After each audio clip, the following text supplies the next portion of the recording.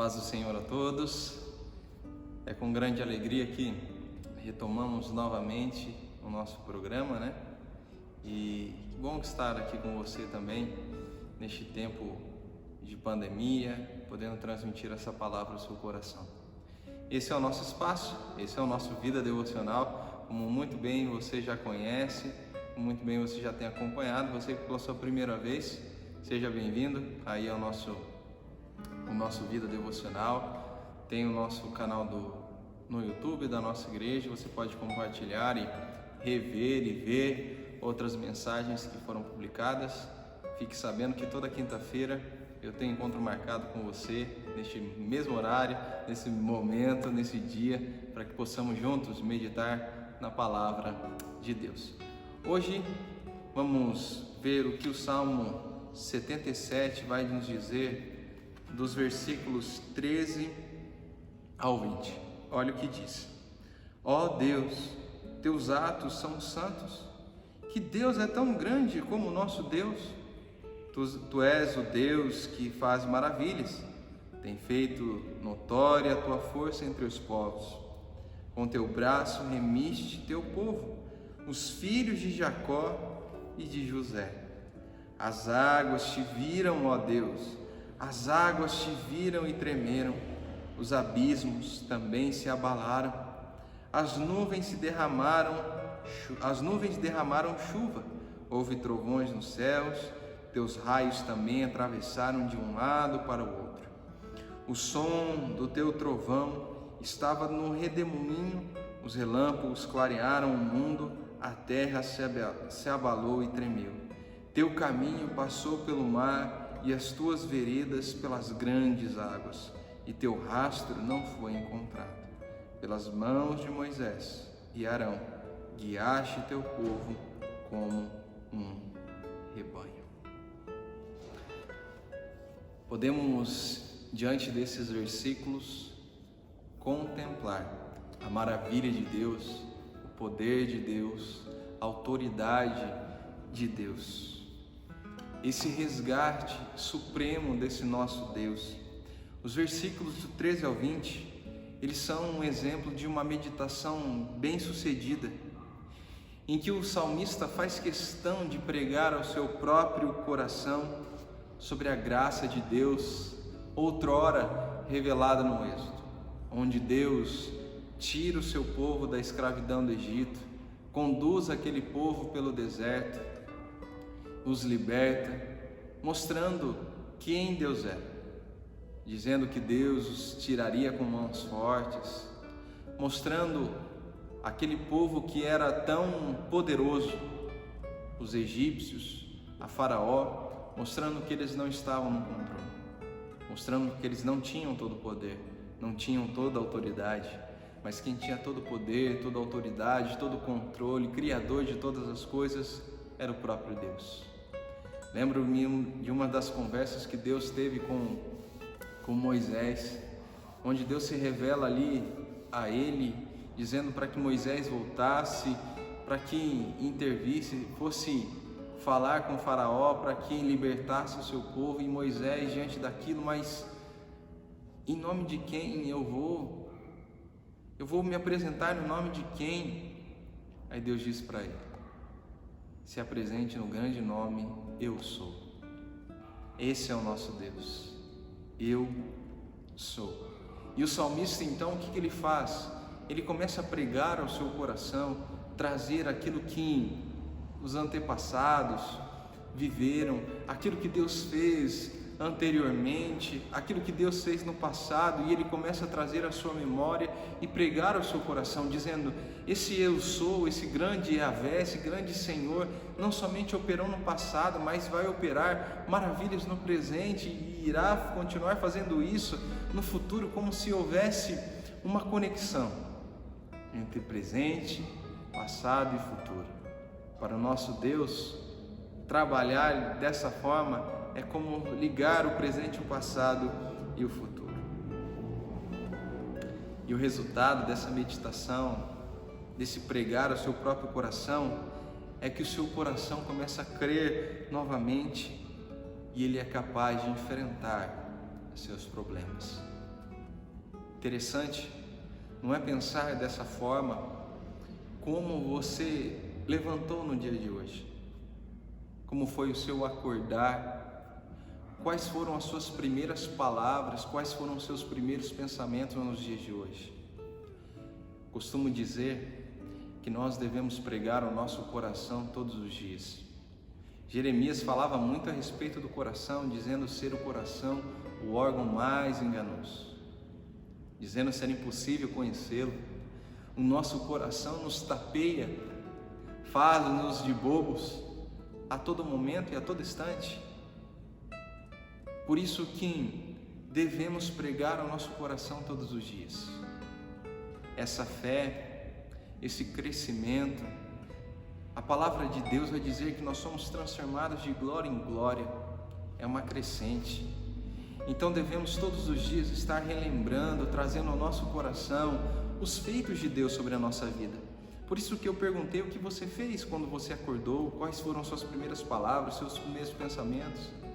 Porque não adianta nesse tempo questionarmos ou tentarmos achar uma solução fora de Deus, porque nós não iremos conseguir encontrar. Não adianta você ficar culpando fulano, ciclano, ou A, ou B, ou C, ou D, não adianta. Você não vai resolver nada com isso. O que você precisa fazer neste dia é pregar ao seu coração, para que o seu coração creia novamente e saiba quem Deus é. É isso que o salmista está dizendo, eu preciso trazer ao meu coração, à minha memória, quem Deus é. Nós precisamos fazer isso para que o nosso coração entenda que quem governa a nossa vida não é nós, nosso próprio coração, mas é o próprio Deus, para que assim possamos enfrentar e voltar e sermos capazes de enfrentar os nossos problemas.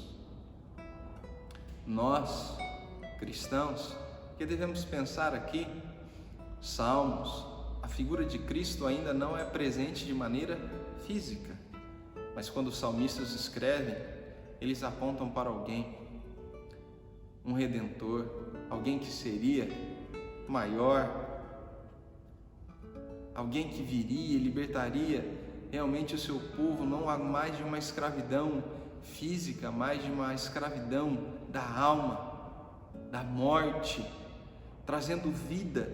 E nós cristãos temos essa revelação diante de nós, o próprio Cristo. Temos um modo muito melhor de nos assegurarmos de que Deus jamais nos abandonará e nunca nos deixará. Quem é essa forma? Quem é este que nos faz pensar deste jeito? É o próprio Cristo. Quando olhamos para Cristo, é como ter um olhar melhor da situação e pensar o que Deus fez em nós, por nós, foi tudo por Cristo, por meio de Cristo, através de Cristo, porque Jesus realizou o maior êxodo, ou a maior libertação, a maior saída, libertando não só da escravidão social, político, mas também do pecado e da morte. Que é a libertação maior do que essa? Que é prova maior de amor e cuidado, provisão do que essa? De Cristo Jesus, a sua morte na cruz. E além disso, quando nós olhamos para Cristo, os nossos olhos remetem para a cruz, porque sua morte na cruz é um modelo de como Deus costuma operar seus propósitos graciosos por meio de aparentes derrotas. Naquele tempo, morrer numa cruz era a pior morte de todas. Era a morte mais cruel, era a morte mais vergonhosa.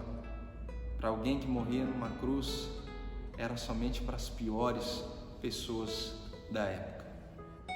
Cristo, mesmo sem ter pecado, sendo próprio Deus, homem, morrendo naquela cruz, sendo Ele perfeito, santo, justo, bom, sofre a pior morte da época, a morte mais vergonhosa, onde até Satanás, por um tempo, pôde até pensar que havia derrotado. Os discípulos acreditaram que tudo estava acabado. As pessoas que colocaram as suas esperanças no Messias, parece que agora tudo havia se acabado. Mas nós sabemos que depois da morte de Cristo, seu sepultamento, houve a ressurreição. Depois da ressurreição, Jesus sobe aos céus. Está lá à destra de Deus com todo o poder. Não foi uma derrota, mas foi a vitória do próprio Deus. Foi o operar de Deus, foi o trabalhar de Deus que muitas vezes eu e você, nós não conhecemos muito bem. Nós não conhecemos o trabalhar de Deus. Queremos conhecer, seria muito bom, mas nós às vezes não conhecemos. Deus não diz para nós como irá fazer, mas uma coisa é a segurança que temos, a tranquilidade que temos, a paz que devemos ter, não é em nós, não naquilo que podemos fazer no sentido de encontrar em nós mesmos, mas em Jesus Cristo. Tenho falado para vocês muitas vezes diante desse espaço, diante do nosso vida devocional, que Jesus Cristo é o caminho, Jesus Cristo é a verdade, Jesus Cristo é a vida, e Jesus Cristo é o exemplo para nós de que houve essa grande vitória na cruz e como essa vitória nos garantiu tantos benefícios, e uma delas é a vida. Deus nos livrou da morte, do pecado, algo que nós não poderíamos fazer, Deus fez por nós. E como não pensar que Deus está controlando todas as coisas? E ao meditar nisso, ao meditar em Deus e aquilo que Ele fez em Cristo Jesus, entregando o seu próprio Filho, é o que nos irá nos proporcionar e nos direcionar, é o que nos fará enfrentarmos absolutamente qualquer coisa.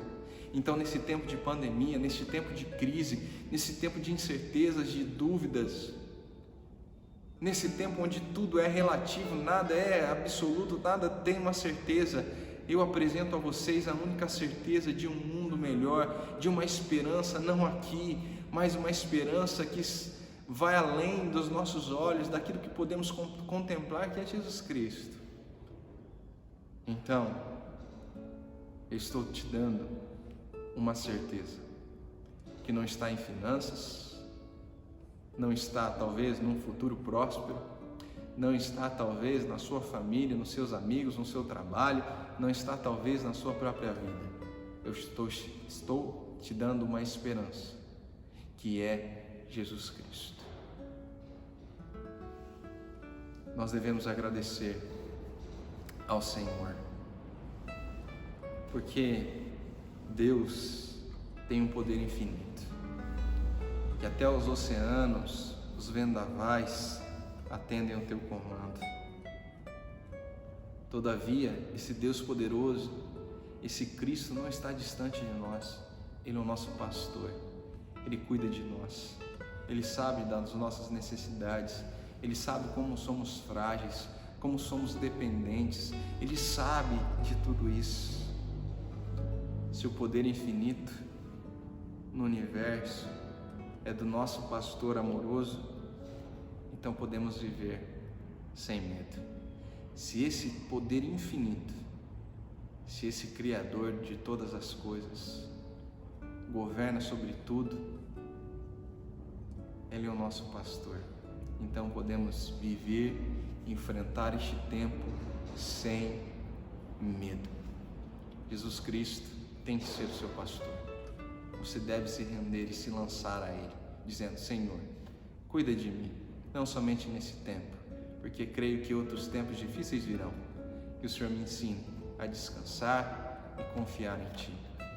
Na terça-feira à noite, Santa Cruz foi acometido de fortes ventos, que trouxe medo, pavor, e quando eu olhava para a janela, os fios do poste balançando, e no meio daquele vento que balançava as janelas, os trovões, aquela chuva, e trazendo medo, pânico, porque era algo que a gente não tem controle. O que a gente faz? Aí eu logo penso em Deus, onde os oceanos obedecem, onde os ventos escutam a sua voz, onde os raios, trovões obedecem o seu mandar. Esse é o nosso Deus. Descanse nele, confie nele e entregue a ele toda a sua vida e as suas preocupações. Vamos fazer isso? Orando a ele? Senhor Deus, obrigado por meditarmos nessa palavra, entregarmos essa palavra ao nosso coração, meditando e vendo quem o Senhor é. Ó Deus, o Senhor é um Deus grande, poderoso. O Senhor, diante de Ti, não existe sombra de variações, nem crise, nem o momento em que vivemos determina aquilo que somos e aquilo que o Senhor é. O Senhor é o Deus absoluto, que tem o controle nas suas mãos, onde todas as coisas criadas lhe obedecem. Ó Deus, o Senhor é o nosso pastor. O Senhor conhece as nossas necessidades, sabe daquilo que precisamos. Peça ao Senhor, Deus, preserva a nossa vida, salva-nos, livra-nos pelo poder da Tua cruz, daquilo que o Senhor fez por nós. Livra-nos, ó Deus, da morte, da escravidão do pecado. Sustenta o Teu povo, Senhor Deus, por aquilo que o Senhor é. Que eles possam olhar para o Senhor e enfrentar este tempo, sabendo que o Senhor é dono do universo, grande pastor, Rei de toda a terra, e por isso somos seus, e por ser seus, somos cuidados por Ti, para que vivamos confiantes, com fé, acreditando, e que o medo jamais venha nos alcançar e tomar conta de nós. Em nome de Jesus. Amém. Deus abençoe. Dedico a você deixo essa palavra, e que você tenha um ótimo final de semana. E não se esqueça de compartilhar essa mensagem, curtir e acompanhar essas devocionais e também o nosso culto de domingo à noite. Siga lá a nossa página e é isso. Deus abençoe a todos.